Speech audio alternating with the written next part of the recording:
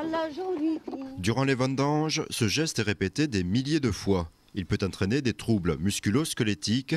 Afin de diminuer et prévenir ces risques, la MSA organise des séances de formation adaptées aux besoins des vignerons. On apprend beaucoup de choses, bien sûr, des choses auxquelles on est confronté, des maux dans les mains, dans les avant-bras, dans les coudes, dans les épaules.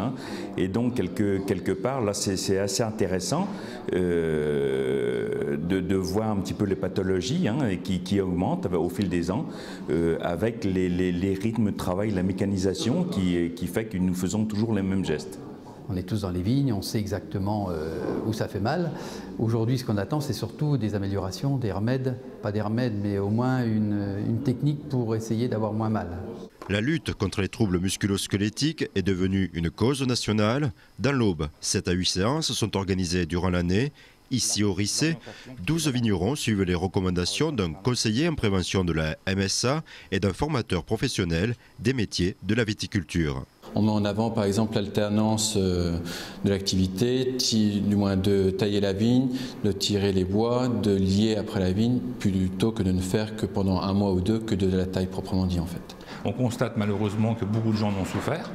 Donc après ça, on en tire des conséquences. On fait une adaptation particulièrement sur tout ce qui est matériel de taille, choix du matériel de taille, affilage du sécateur. C'est pourquoi la MSA, entre parenthèses, m'a formé.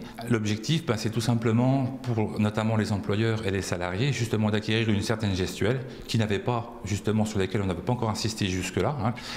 Donc ensuite, les gens, je dirais, repartent avec du concret. Quel que soit le public, on a peut-être des méthodes qui font passer le message de façon plus optimale, on va dire. Si la MSA accompagne d'aussi près les besoins des viticulteurs, c'est en partie dû à son organisation. Les représentants élus et délégués sont issus du milieu agricole. Généralement, les délégués sont connus dans leur canton et quand il y a des problèmes, on sait aller les voir et puis les interroger. Qu'est-ce que vous pensez de cela? Qu'est-ce qu'on devrait faire? Est-ce que vous avez envie que l'on organise une petite rencontre concernant, je ne sais pas, des problèmes de santé ou des choses comme ça, ou de protection du travail, voilà. Il vit la même chose que les adhérents, donc il est connu en tant que, je dirais, homme comme eux. Homme ou femme, bien entendu, je veux dire homme. Voilà, c'est la force un petit peu de la MSA. On n'est pas des gens qui sont nommés, nous sommes les élus de la ruralité. 29 élus administrateurs de la MSA participent à la mise en œuvre d'actions de prévention sur l'Aube et la Haute-Marne. En tout, près de 100 viticulteurs au bois ont pu affûter leurs gestes pour éviter les troubles musculo-squelettiques.